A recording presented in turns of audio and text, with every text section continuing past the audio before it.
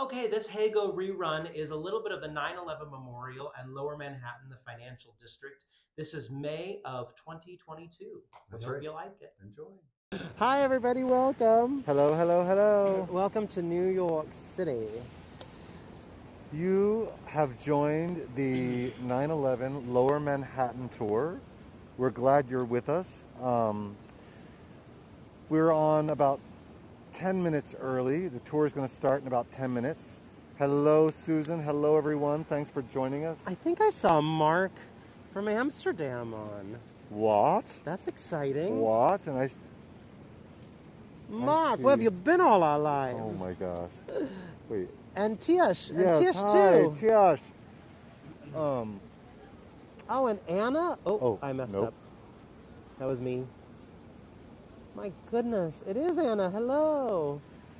Yay. There's so many fantastic places to go on these. Oh, hi, Tom. This is a real reunion on here today. We are, just so that everyone knows, we are, first of all, hi, I'm Patrick. I'm Aaron. And we're glad you're with us. We're keeping our masks on because this one has a cold, a little cold. We actually think today, we thought maybe it was, it's not COVID Yeah. because he's been testing 4 times. nonstop. So we thought maybe today it might be a sinus thing. Yeah. So we'll see. But anyway, If I'm not better tomorrow, I told Patrick just to put me down. just put me down like the bad runt of the cattle. oh my I god. don't know. It's brutal. I can't sleep at night though. But, what are you going to do? You just keep trudging along. Look at Yeah. the bags under my eyes. It's sad, everybody. Oh, gosh. Oh, It's terrible. welcome to the club. Thanks, Anna and Joan. I mean, I'm not saying it to get pity. Just saying it to explain why we... This is why we're going to wear our masks yeah, I'm today. trying not to get Patrick sick. I'm actually working on a project this week, so I'm trying not to get sick and get anybody else sick. So we're Thank yeah. you, Tish. So they're fancy bags. They're Louis Vuitton bags. I like that. I know. Yeah, and you waiting on Hannah. I know, but Patrick's working, so it's me. I'm just waiting on myself. He did go get us burgers last night. Oh yeah. I originally said I wanted chicken noodle soup. Of course, it's what you have. And then right before I was like, can we just get burgers from our favorite diner? like I'll do that for you. Yeah, sacrificial. I victim. sacrificed. Yeah, hi Lee. Welcome everybody jumping on. We're about 7.5 minutes away from starting our 9/11 Memorial Financial District Tour on a somewhat cloudy day in New York, but it's not going to hinder our views. No. It's not as overcast as it was yesterday on our Highline tour. Although that created some beautiful pictures. Folks that posted on Facebook, they were beautiful. Yeah. We are sending rain your way for tomorrow. Still, Wave Hills free. Oh, I see. Oh. Wave Hill free admission. We love free. Oh, that's good Yeah. to know. All right.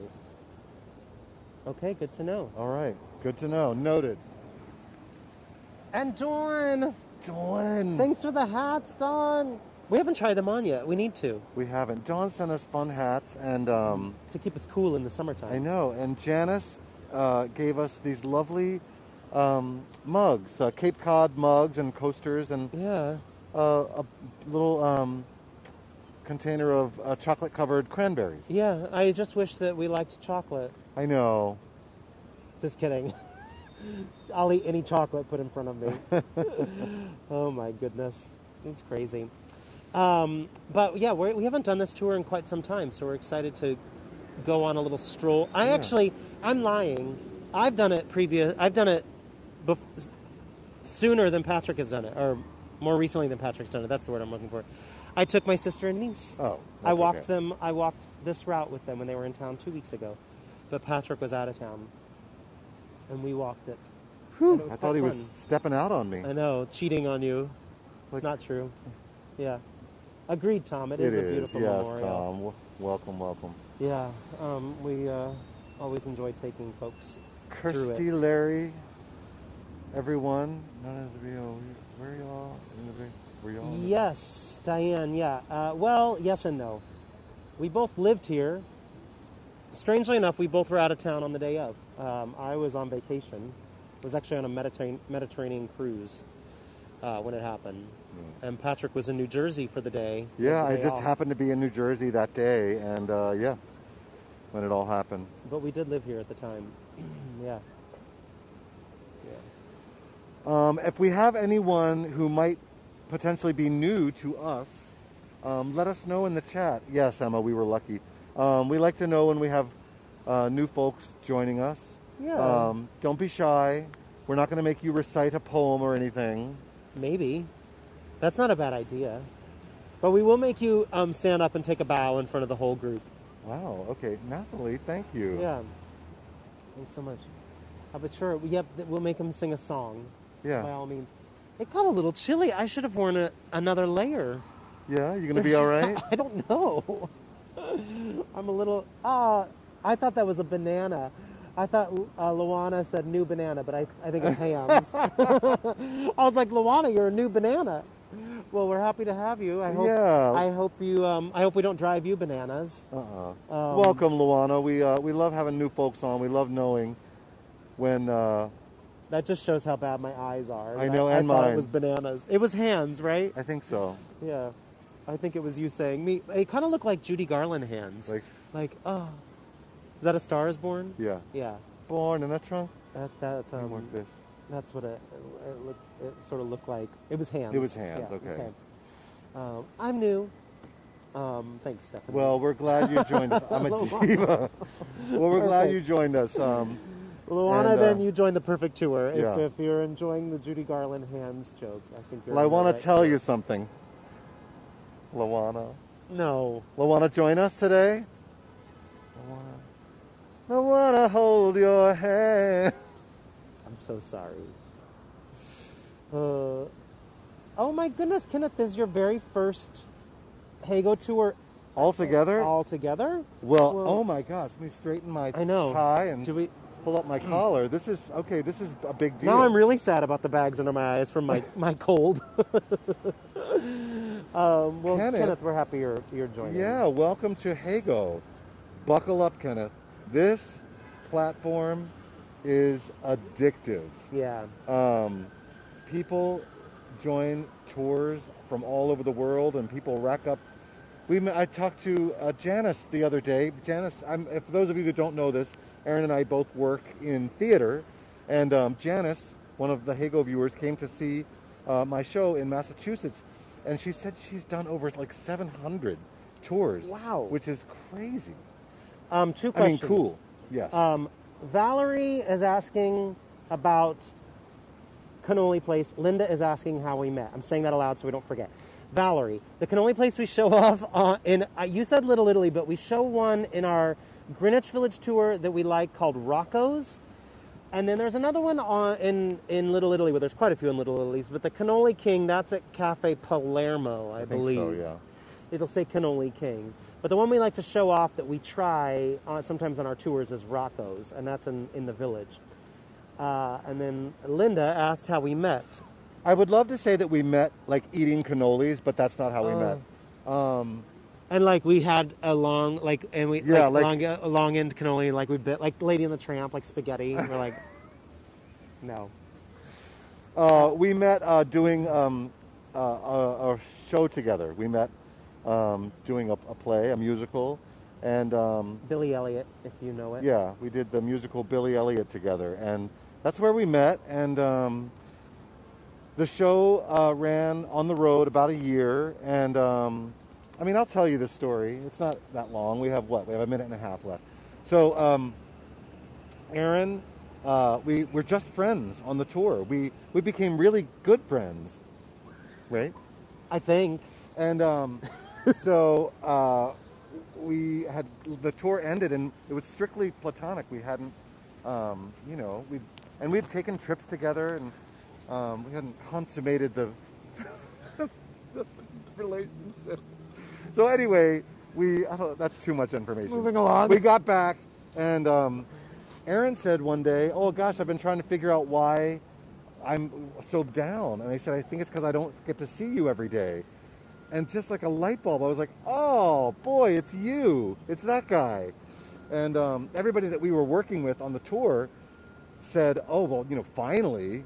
But, we were like, well, we didn't see it, but they were like, well, we all did. So And anyway. now I'm stuck I know. forever. Somebody asked about going to Tiffany's. We've gone by Tiffany's on a couple of our tours, one of our Christmas when we walk tours. up Fifth Avenue, yeah. I think, I don't want to give anything away, but we might have a tour later this month where we'll see Tiffany's, and I sort of just gave something away in the process. Cliffhanger. We won't be going into Tiffany's. That's a tricky one to go into.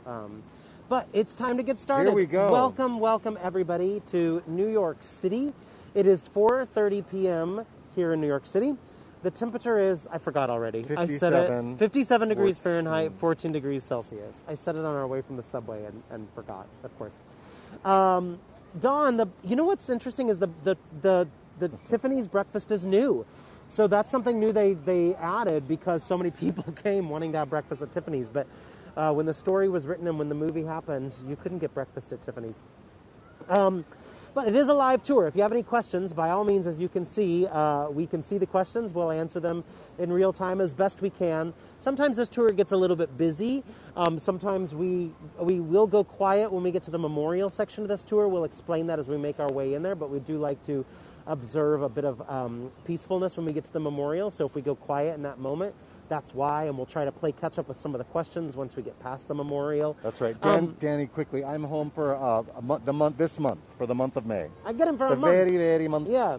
Oh, by the way, we didn't fully introduce ourselves. For those of us that are new to us, I'm Aaron. And I'm Patrick. We're glad you're here. And we are a married couple, if you are curious, as we were just talking about. And we've been with Heygo since the early days of Heygo. We're kind of off and on these days because we both work in theater as well, and now that theater's back, whenever we can squeeze them in, we do. I send it over to you now.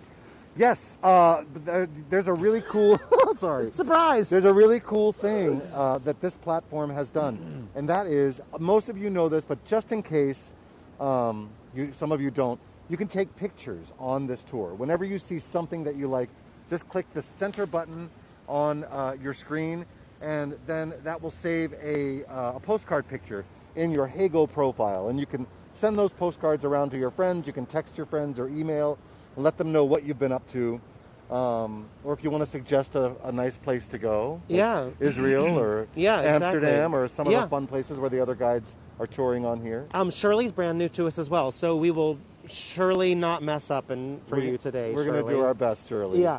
I will also say, I want to point out Patrick's handy camera work. I have a bad cold, and he just turned it away from me so I could blow my nose. So apologies. We will have our masks on because I'm trying also not to give him my cold, which I've been tested 4 times for COVID. It's negative. It is just a straight up legit old school cold. That's right. Remember those? Yeah. My goodness. Now now we just think, is it allergies? Is it a cold? Is it COVID? What is it? Am I going to live? If you're having any technical issues, click the technical support button on the side of the screen. And other than that, let's get started. Let's go. Yeah, we're going to go over here. We're going to start showing you City Hall, New York City Hall. Finished in 1812. It's the oldest city hall in the United States that still houses its original governmental functions. It's the 3rd city hall in New York City, actually, though. The second one became the building that became Federal Hall. Remember that. We're going to see it in a little bit. That's where George Washington was inaugurated as our first president of the United States. But this building that you're seeing right here was designed by Joseph Francois Mangin and Jean McComb Jr. They won a contest. They began building it in 1803, but construction was delayed because the city council said it was too expensive, too extravagant, so they went back to redesigning. And it was delayed even further because of labor disputes, the outbreak of the yellow fever. And so to cut down on costs, the front of it was all marble, and the back of it was all in brownstone, which has since been recovered. The outside is in French Renaissance, the inside's in American Georgian, and our mayor's office is still in there. In fact, some of you might have been on the tour with us last year when we saw our previous mayor walk out the front door, much to our surprise. It was quite wild. I'm just trying to show, for any of you who have done our Brooklyn Bridge tour, this building, I'm just going to use my finger, so excuse me, this building right here that you see, when we come off of the Brooklyn Bridge, we usually point that building out. So if you're trying to get your bearings of putting the puzzle of New York together and you don't live here, that sort of gives you an idea of how to connect the dots. Connect the dots. La, la, la. They skimped on the back side of the building. They did. They said, let's just make it brownstone. And Birds in the trees say, cheap. so this is City Hall Park. This is a little park right in front of City Hall with this beautiful fountain, which happily is running right now. Cue the fountain. Yeah, we got it going just for our tour, fortunately. It is funny, for those of you that have been on tours with us in the wintertime, the fountains shut down in New York, otherwise they freeze over. But they're all coming back to life again, which is, quite nice. And as we make our way through City Hall Park, I'm going to start talking about the Woolworth building, and then we'll get to a position where we can kind of show you a nice view of the Woolworth building as well. But the Woolworth building, actually we'll have a good one with the fountain in the foreground, won't we? This is nice. But this is the Woolworth building coming into view right there. It was designed by Cass Gilbert. Hopefully the fountain's not too loud and you can hear me okay over the water. Designed by Cass Gilbert. It opened in 1913. It's been a National Historic Landmark since 1966. Cass Gilbert also... Oh, good. Thanks for the thumbs up. Yay. Cass Gilbert also designed the U.S. Supreme Court building as well as the St. Louis Art Museum. Yay, Don V. And the state capitals of Minnesota, Arkansas, and West Virginia. We have somebody from West Virginia on today, too. I remember seeing that earlier. A West Virginia person. This was the world's tallest building from 1913 until 1930, when it was surpassed by the Chrysler Building. It's 60 stories tall. It's in the neo-Gothic style. It's decorated mostly with terracotta, and the lower portions had limestone, although there was a major renovation around 1980, and so now the building is primarily concrete, although it was remodeled to look just like the original look of it. So even though it might not still be the exact terracotta or limestone, it is intended to look just like it. Now I say Woolworth building because it indeed was the headquarters for the popular five and dime store Woolworths. The Woolworth Company owned it until 1998. Now the top 30 floors, we got some daffodils and tulips right here in City Hall Park. The top 30 floors of the Woolworth building are now residence. The bottom 30 floors are commercial. The penthouse, 5-story penthouse at the top is $100 million. Yowza. Yeah. I'll zoom back up and we'll maybe zoom in a little bit. You can see that penthouse apartment all the way up there. Wait, how much? 100 million. 100. Yes. So if we all chip in, let's go for this. Yeah. However many people on tour divided by that many. Yeah. Everybody pony up. Yep. Diane, 60 stories. I'm not sure when you asked that question. I just saw it scroll by, but if you asked it before I answered it, sorry, I'm answering twice. 60 stories, and the top 30 are residential. Although when it opened, it wasn't residential. When it opened, again, it was the headquarters for Five and Dime, so it was all commercial. The whole building there. So we're kind of approaching Broadway now. We're basically going to be going south on Broadway for a little bit, then we're going to veer off over to the 9/11 Memorial and then come back to the Broadway area. And we're basically right now at, Broadway and Barclay. Oh, we've got the light. Yeah. I'm so sorry. I just want to, because we have this nice zoom now, I just want to zoom in on the detail of because we don't usually get to show this up close. But look at that. That masonry is so detailed and cool. Keeping an eye. We're good. We're good. We got it. Diane is asking about Broadway shows being closed on Mondays. Well, the interesting thing is Broadway is quite long. Broadway is about 13 miles long in New York City. So this part of Broadway we're on is not where the Broadway theaters are located, but there are some shows that have Monday night performances. Hi, yeah, it's us, Aaron and Patrick. It just kind of varies. Some producers try to put a Monday night show on and be one of the only shows with a Monday night performance so that they attract tourists. I think Chicago usually has a Monday night show. I forget what else does, but Phantom, yeah, I think you're right. So usually there's something playing every night in the Broadway district. So the area where we're headed right now, you'll see Zara's clothing store on the left. Zara's is kind of a trendy store. I think it's from Spain, actually. But what I do want to show right there is if you're a fan of specifically what's it called? The Greatest Showman, about P.T. Barnum. This is where P.T. Barnum's original American Museum was located, right here. Wax Museum, Menagerie, Lecture Hall, Theater, Freak Show, right here.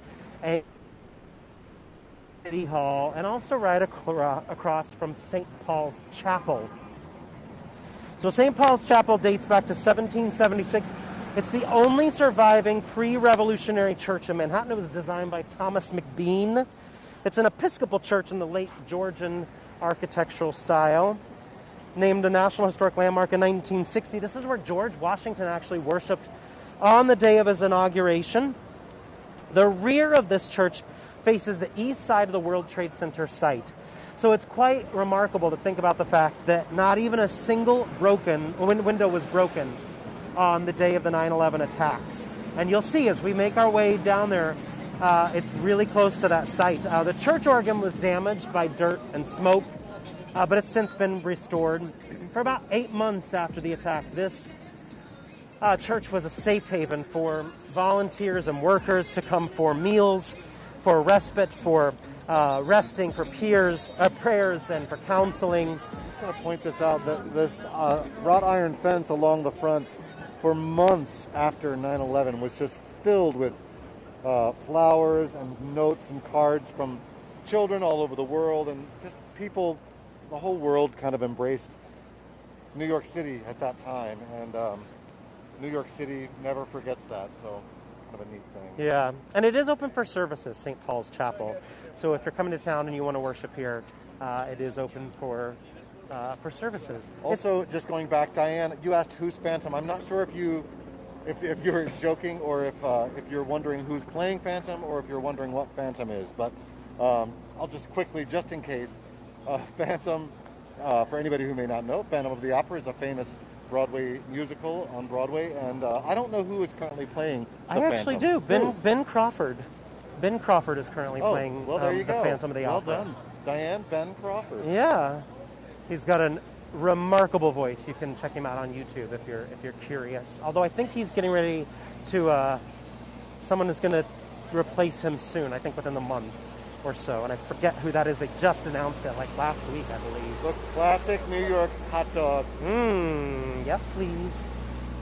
Oh, they've got his sign says Best New York Hot Dog. Oh, it's right there. I didn't know. Makes me think of the movie Elf. So we're headed south on Broadway now, and we're going to turn on Day Street, and we're going to have terrific views of the Oculus as we make our way down Day Street. Somebody's asking about I think the faith of George Washington. It scrolled by pretty quickly, but that church was Episcopal, where George Washington worshipped, if that's what you were asking. Sorry, it went by quickly. I also just want to point out, I know we're showing a lot of things, but I just love this building. I'm going to turn the camera to make a long shot, but we never really show this building, and we don't know a lot of the history of it. But it's this really cool building, what I like to call Old New York, a little bit of Old New York left. So I'm just going to turn the camera sideways so we can get the whole building in. And I just love that. A little bit of Old New York. You can snap that picture and then you can edit it later to make it right side up. Anyway, that's all. Carry on. Carry on.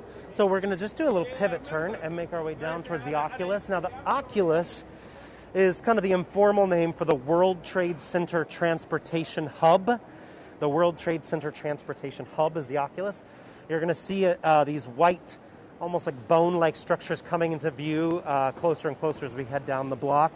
It almost looks like dinosaur bones, although Santiago Calatrava, who's the designer of it, would probably thump me on the head for saying that. He really designed it to look like a bird flying from the hands of a child, and it is directly across the street from the World Trade Center site. So at the end of this block, or at the end of the next block, is where this North Tower sat, which we'll see in just a little bit. But this is the hub of all the regional and local trains in the downtown area. So the subway here in New York City, as well as the PATH train. The PATH train is the train that goes to New Jersey. Essentially, it's sort of like the subway to New Jersey in a way. So they come right here to the Oculus, which is also a bit of a mall, a shopping mall.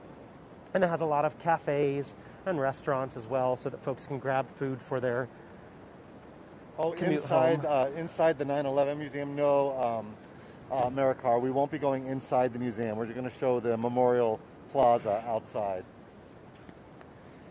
So again, this was designed by Santiago Calatrava. Also designed the Milwaukee Art Museum, as well as the Turning Torso Tower in Sweden, the Olympic Sports Complex of Athens. In the rear, behind it, you can see One World Trade Center that opened in November 2014, the tallest building in the United States, at a total of 1,776 feet. Of course, a direct reference to the signing of the Declaration of Independence, 1776, or 541 meters, but it doesn't have quite the same resonance in meters as it does in feet, sadly. It's 94 stories. Has a pretty cool observation deck up there at the top of the One World Trade Center. We don't want to give it away, but there's a fun surprise when you get up there. Yeah. It's 3 stories. They have restaurants up there as well. And we're going to make our way to the north side of the Oculus, where you can see these beautiful graffitied walls over here. So this is actually a partnership with Silverstein. I almost said Shell Silverstein, where the sidewalk ends. But no, Silverstein Properties. My brain went to Shell Silverstein. Love those books. Silverstein Properties and the New York Port Authority. The New York Port Authority is the organization that runs all of the transportation and the bridges and the tunnels in New York City area. But these buildings house some of the cooling and operating equipment for the World Trade Center site. And so the developers thought they were a bit of an eyesore, so they thought in order to kind of bring a little bit of joy to this area that can oftentimes be quite somber because we're right across the street from the World Trade Center area, or where the 2 towers stood, they decided to bring a little joy to it. They would hire some graffiti artists to add color to it and life. And so we have 5 different artists that were hired to paint all along here, including the planters, as you can see. The flower boxes are all painted as well in bright colors. I agree, Louise. I think they did a great job. It just brings such joy to an area that can oftentimes be quite somber. You said it. Yeah. Ivy mentioned it earlier that it makes her emotional, which we get. It's sort of, it doesn't really go away, Ivy. This area, if you know this part of town, there's definitely a weightiness when you walk through this area. Yeah, to this day still. Yeah. And so having said that, we're going to make our way into the memorial site. Now, we like to go a little silent when we're over there. If the water is running in the infinity pools, that way you'll also hear the water. But it's also a nice way to, I think they're closing it off right now. I think we may not be able to go into the full site. Let's see. Yeah, it looks like they're closing the plaza off right now. Maybe make it in. Yeah, we're going to try. We're going to try to skip along quickly. Ooh, bear with us. Let's go, I think, to the right. Ooh. Oh, yeah, we can do it. We can do it. Yeah, we got it. Good call. Okay, so all right, so this is the North Pool right here. Now, again, this is where the North Tower would have stood. So, of course, this is the memorial site that commemorates the almost 3,000 people who were killed in the attacks on September 11th, 2001. It's surrounded by a forest of swamp oak trees and then 2 reflecting pools. The whole site's about 16 acres, or about 6.5 hectares.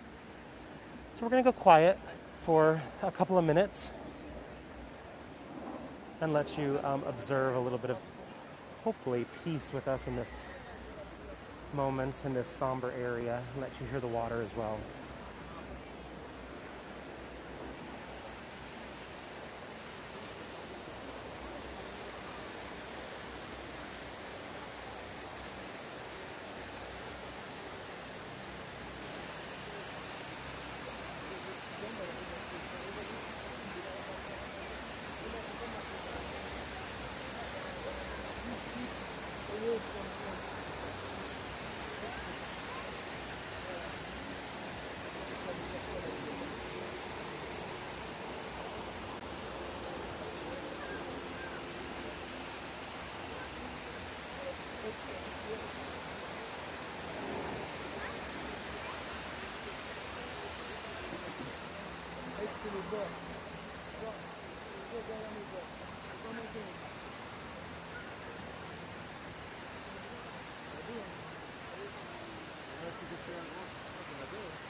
Yes, CW. This is the names. All the names of all of the victims are etched into the border of both towers. And they're arranged by groups. So the victims on specific planes, the victims of specific battalions or offices.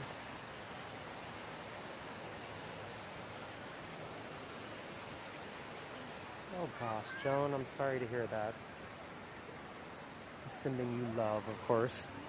So that's where the North Tower stood. This building to our left, this is the museum, which is very powerful, very impactful, and difficult.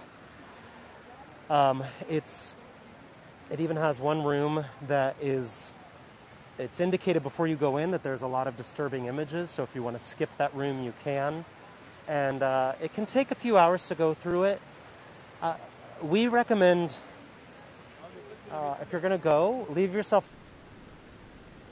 And I mean, I know for me it was nice to do it by myself and reflect on it by myself because it's, but also go with somebody so you can also get your feelings out at the end of it, because whether you lived in this area or not, we all went through a very hard time on that day and the weeks It's hard thereafter. to go through, but important. So and someone mentioned the flowers on the names. That's when it's a special occasion, like a birthday or something. Yeah. And the workers here do that. They put the flowers, the roses on the names when it's someone's birthday, which I think is such a neat thing that they do. Yeah.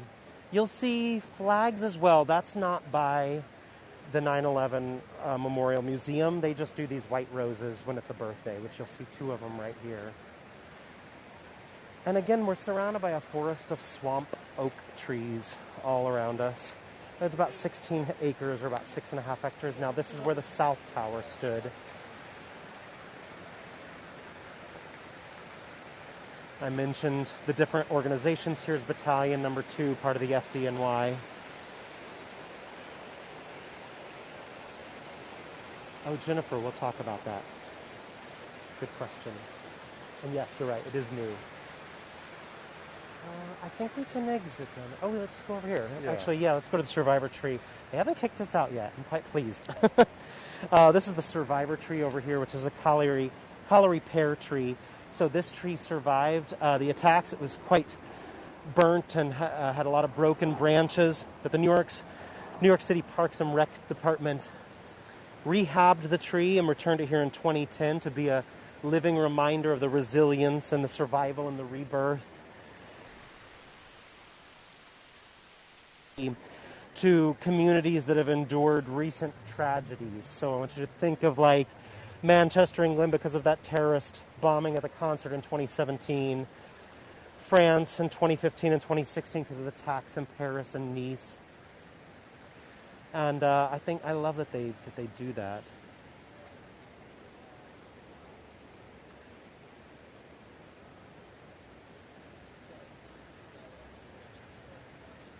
They may have, Andrea. I don't know. I don't know all the locations that the survivor tree has had saplings sent to, but it might have gone there. Yeah, agreed, Joan. It's always an emotional experience. Yeah.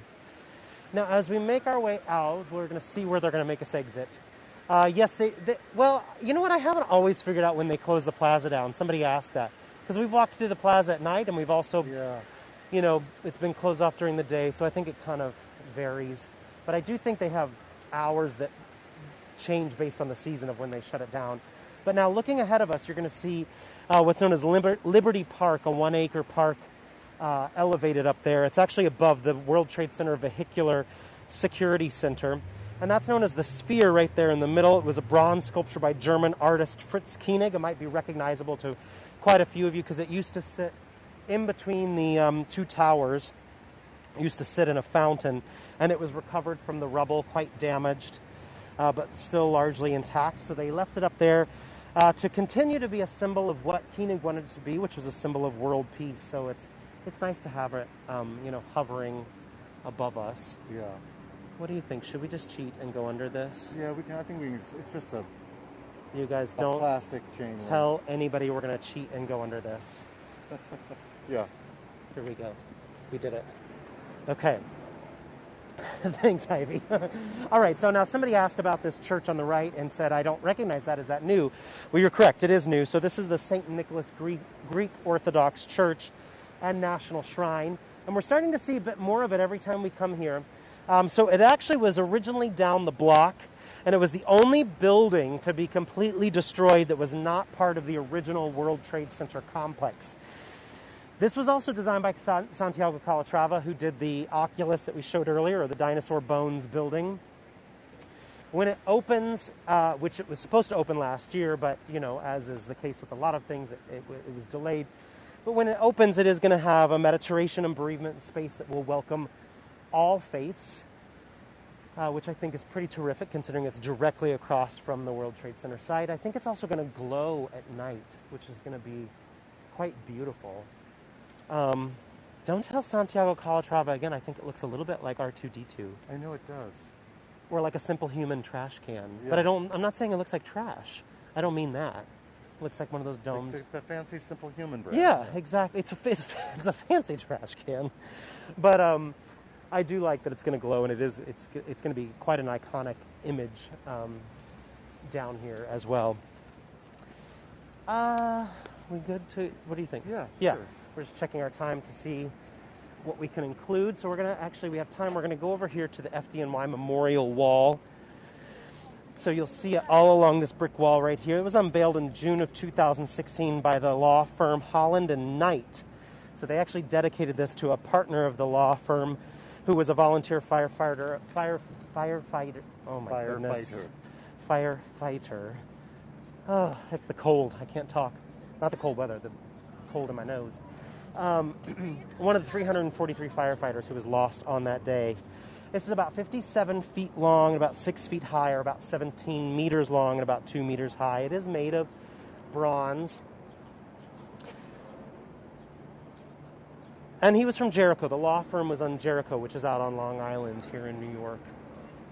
Which is kind of, to wrap your brain around that and think about that he was a volunteer firefighter on Long Island. So that means he probably went to work at his law firm and then was called into duty while at work, made his way in, and lost his life in the midst of those towers coming down, which is kind of difficult to wrap your brain around, the time frame of all of that. Yeah.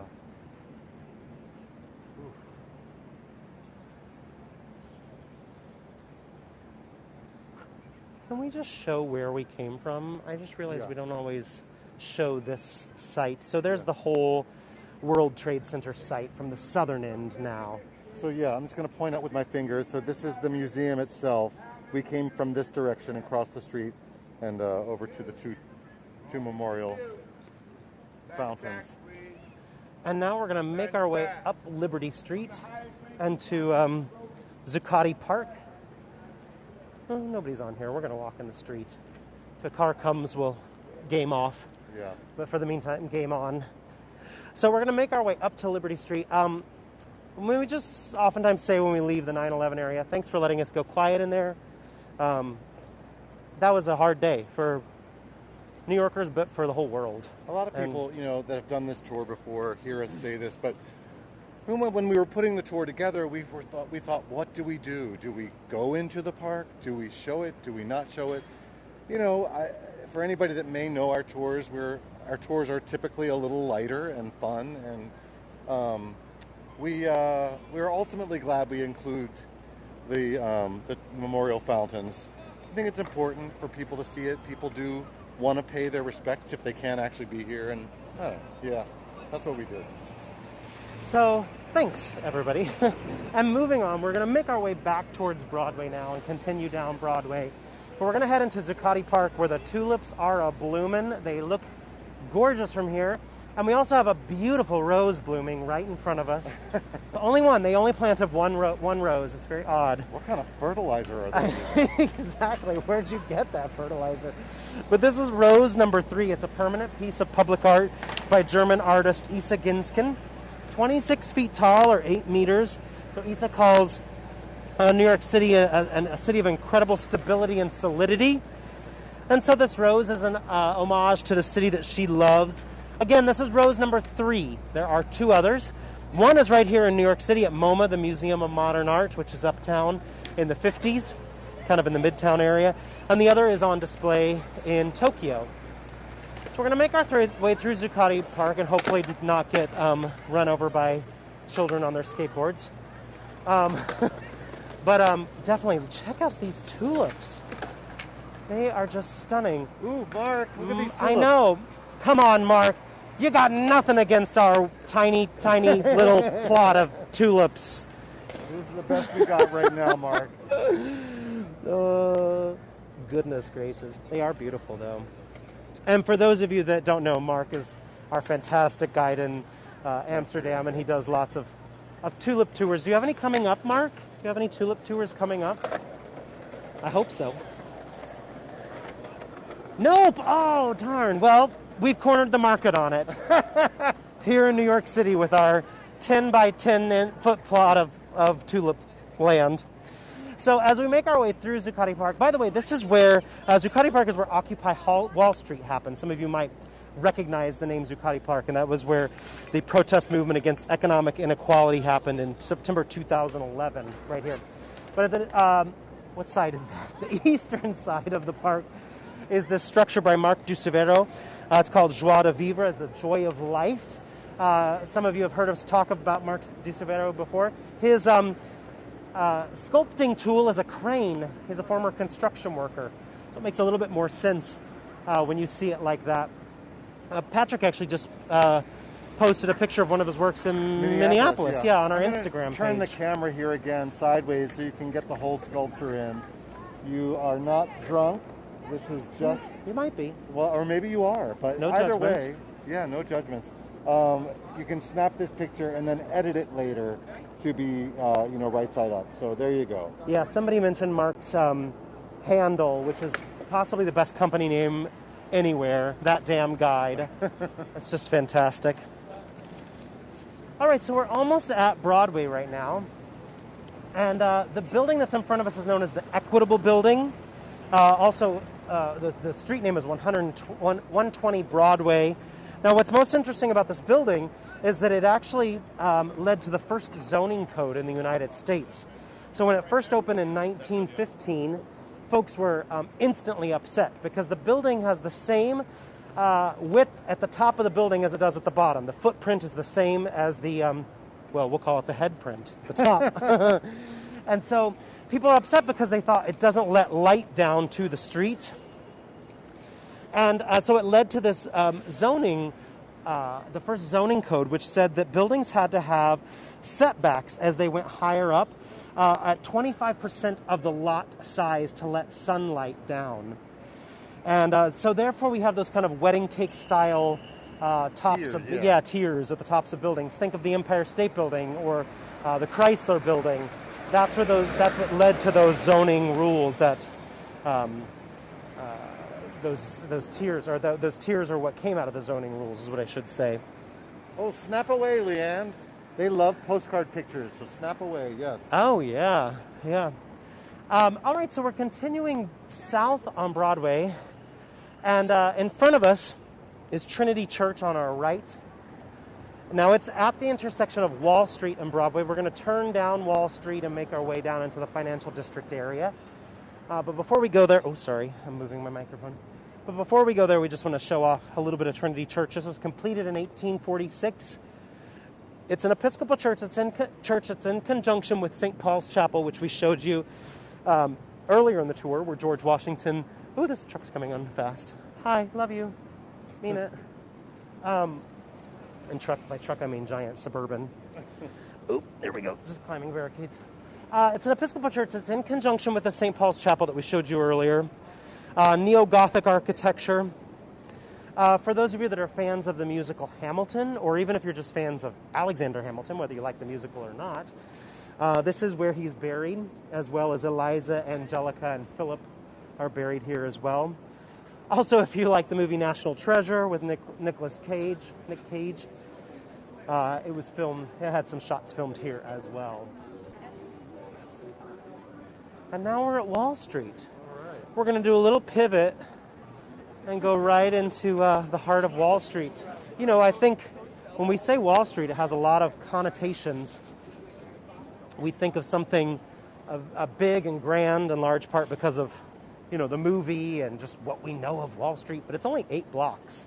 It's actually quite a short street here in Manhattan. It runs from Broadway, which we just left, all the way to the East River, which if there wasn't scaffolding down there, you might be able to see a tiny bit of it, but there's some scaffolding blocking our way.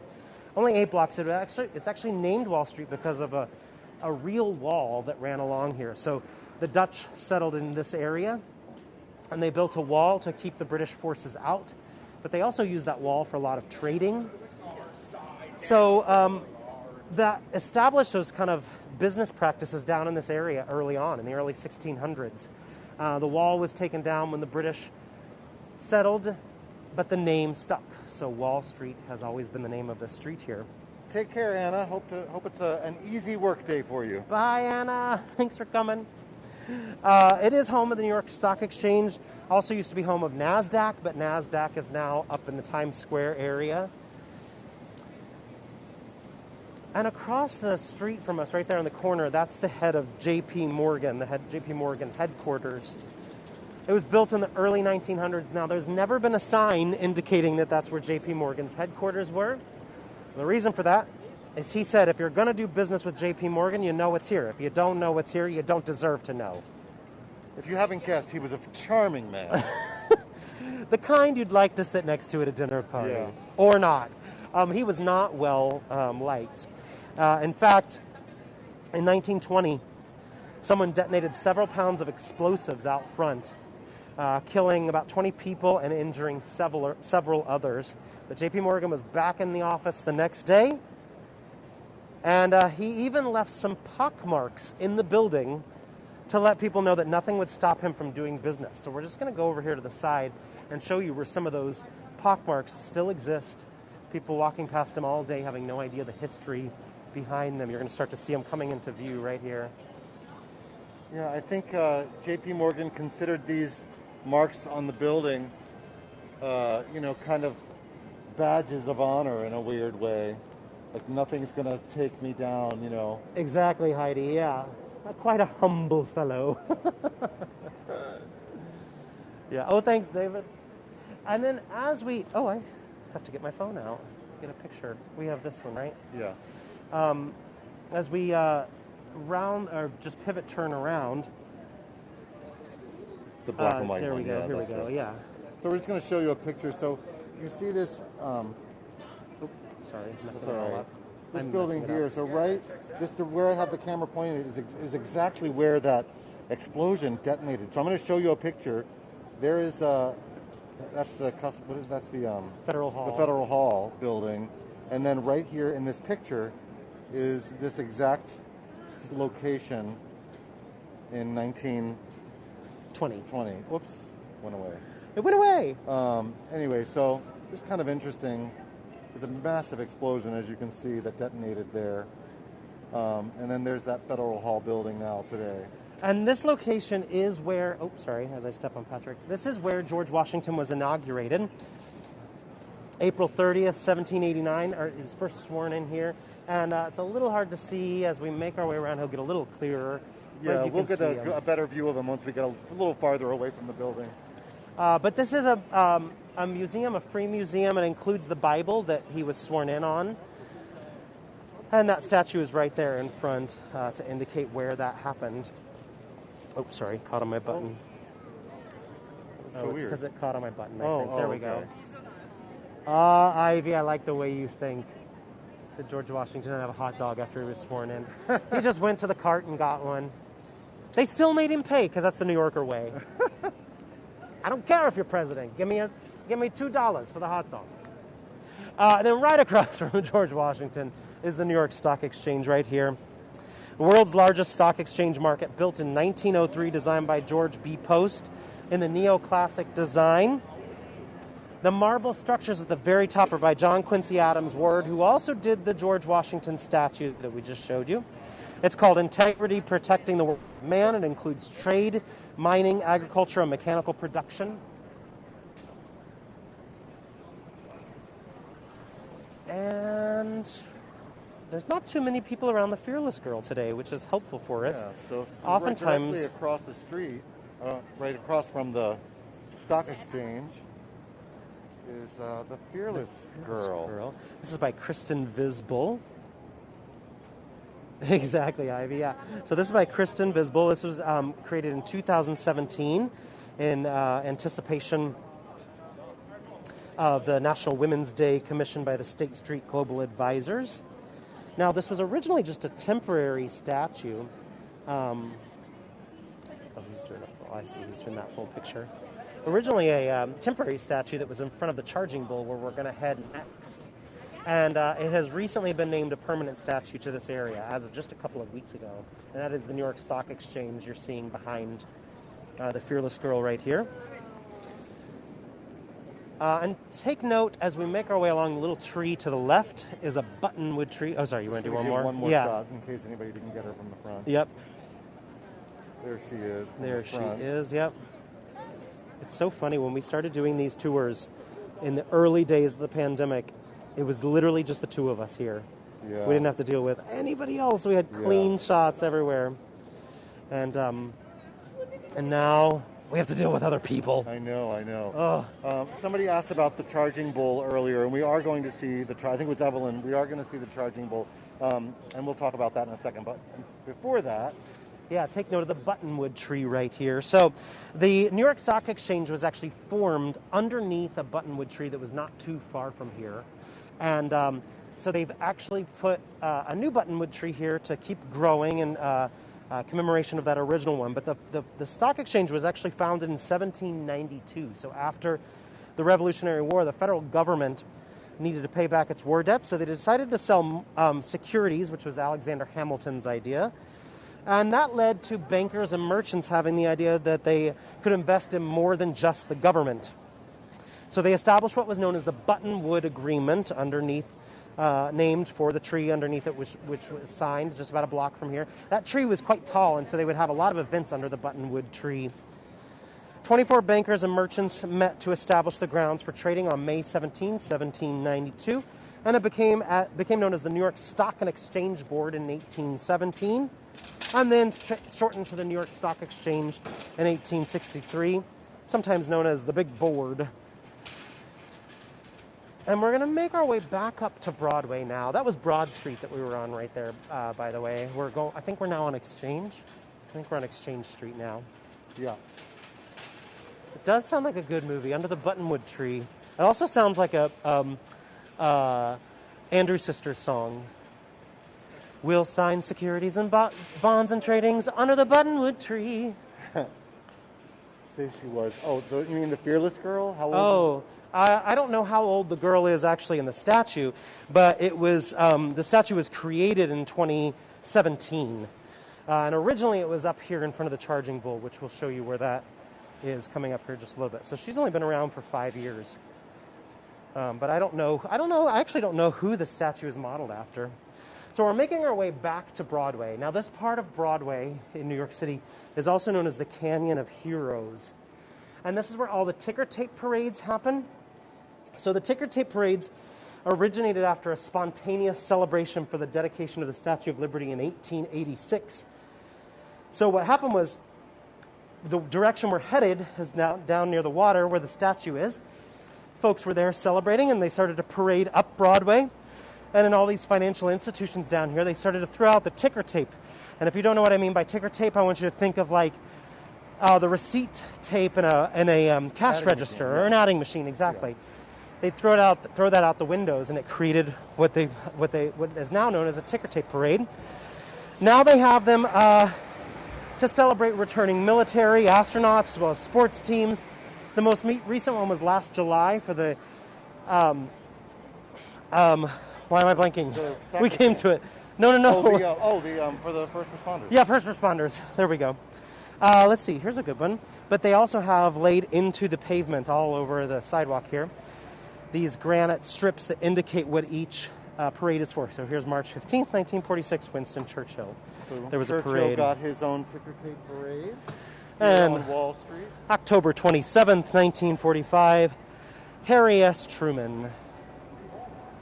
So now they still use some ticker tape, but they also use confetti and toilet paper as well. Believe it or not. Yeah, and some of you I think came with us last year to the ticker tape parade that we did last July for the first responders. It was quite fun. Our signal went wonky because everybody was taking pictures and streaming and whatnot, but it was still exciting nonetheless. So making our way down Broadway, we have about 4 or 5 minutes left in our tour. And the next thing we're going to see is the Charging Bull. Now the Charging Bull is 11 feet tall or 16 feet long, or about 3.4 meters tall and 4.9 meters long. Weighs 7,100 pounds or 3,200 kilograms. Created by sculptor Arturo de Modica in the wake of the 1987 stock market crash. And the idea is that it symbols the aggressive financial prosperity and optimism. What's fascinating about this is that it was installed guerrilla style in the middle of the night as a gift to the city on December 14th, 1889. 1989. I was looking for traffic at the same time because we're getting ready to cross the street. Are we good? Yeah. 1989. And you can see there's quite a long line on both ends of the bowl to get their picture taken. So we're just going to stay on this side and climb a pedestal there so you get a nice view of it from up above. But so it was installed guerrilla style on Broad Street, right there where the Fearless Girl statue was that we showed you earlier. So he actually got it off the back of a moving truck in the middle of the night. The next day it was removed by the New York Police Department. But it was reinstalled about a week later because of the public outcry. The public had already fallen in love with the Charging Bull. And it has remained here about a block away ever since then. And it is one of the most iconic, probably the second most iconic statue to be photographed in New York City, second behind Lady Liberty herself. Oh. Sorry, excuse us, just stepping off of dismounting. Now, of course, people love to get a picture of the bull from the front, but then, of course, you see this long line here. That is because people also like to get a picture of the bull from behind. So, I don't know if it's supposed to be good luck or what if you I'm not touch sure. that part of the bull, but yeah, I'm not. That's not anything I've had any interest in. We're not going to wait in that line. No, we don't need to wait in that line. So we're going to make our way over here in the Bowling Green Park, and this is where we're going to end our tour today. Now, initially, in 1733, when this park was established, it was the first public park in New York City history, and in the middle of it, there used to be a statue of King George III, right in the middle of where there's sort of a fountain now. But after a public reading of the freshly written U.S. Constitution in 1787, a bunch of angry New Yorkers tore it down, melted it down, and used it as bullets for the upcoming war. And the other thing they took down were there were crowns honoring King George all around on these pedestals right here. They hacked them off. And actually, if you come and you rub them, these are all quite uneven. Yeah, rough. And it's because that's where those crowns were that they also melted down and, used as ammunition. But this is the very early first... recyclers. Oh, yeah. Oh, yes. Reduce, reuse, recycle. I like it. So we're going to end our tour here today. In the distance, by the way, you're seeing the Alexander Hamilton Customs House. So that is also designed by Cass Gilbert, actually, who did the Woolworth building. And originally that was the Customs House. You have to think folks would have come in through the New York Bay just south of us and would have gone through Customs right here. Now it actually houses one of the 3 National Museums of the American Indian, part of the Smithsonian Institution. And then it still has some customs offices there, as well as passport offices. But it's a beautiful Beaux-Arts building that has since been renamed for Alexander Hamilton. But we are at the end of our tour. We are so pleased that you all joined us today for the 9/11 Memorial. Thanks, Triana. 9/11 Memorial and the Financial District. Oh, Mark, thank you so much. And everyone in the blue boxes, we can't tell you how much we appreciate it. Thank you, thank you, thank you. Tomorrow we are doing Bryant Park, I believe at 6:30 p.m. New York City time. And we should be on 24/7. The bags under my eyes would get even bigger. Even if I got rid of this nasty cold I have, the bags would get bigger if we did it 24/7. So tomorrow is Bryant Park. I think Saturday, around noon or so, we're doing Grand Central Terminal. We love doing that one. We're going to go. We don't go inside the Chrysler building. We show the outside of it. Yay, Karen. Oh, well, and thanks for Kathy. joining us. We always like knowing when new folks Yay, Kathy. come on. thanks. So, Kenneth, Kathy, and another newbie. Luana. Luana. Luana, remember her name. Luana, come back and see us again? I hope so. Not after these jokes. And then we're also doing a cool thing. And Shirley, yes. That's right. We were like, Shirley, we'll do a good tour for you. Surely Luana will come back. Oh, I'll take it. 2 for 1. Go Thanks, ahead. KM. So we are doing all 3 of our Central Park tours. Central Park is big, so we've broken it up. We're doing all 3 of them this month. So not this Wednesday, but starting next Wednesday, what is that, May 11th? We're doing Central Park, Bow Bridge, Bethesda Fountain. Then May 18th, we do the Children's District. Then May 25th, we do the arts part of the park. So we have 3 different, every Wednesday, I believe at 5:30 p.m. New York City time. We're going to have some others popping up too. Driana also is new to us. Or is it Driana? You say Driana, and I say Driana. Let's call the whole Oh my thing gosh. up. Don, yes, we do still have some pizza in the freezer. That is left over from a New York City pizza tour. We get it out did. every once in a while. We have a slice. Yeah, I had some while Patrick was gone last time. He doesn't know that yet, but so we're down to 1 container of pizza left All right. because I had some late night pizza. Now we're in a fight. Okay. By the way, if you want to know, we are going to have more tours even beyond this weekend, beyond the Central Park tours, including a new one I think we're going to be doing here in the Lower Manhattan tour, probably called Old New York, and another surprise tour popping up, and we're going to do an iconic New York Eats tour from home where we try a lot of the iconic New York foods so you can see them up close and personal, like a black and white cookie or an egg cream, if you don't know what an egg cream is.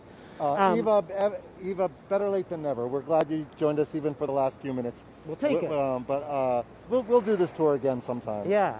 But for those new tours and even our repeat tours, if you're curious about when we're doing them, you can follow our channel page, heygo.com/Aaron and Patrick. Aaron, Aaron, and There it is, Patrick. right there. Boom, Tish, thank you. Tiash. Right on time, Tiash. My goodness. We also we try to post as much as we can when we're doing a tour on the Heygo Voyagers page.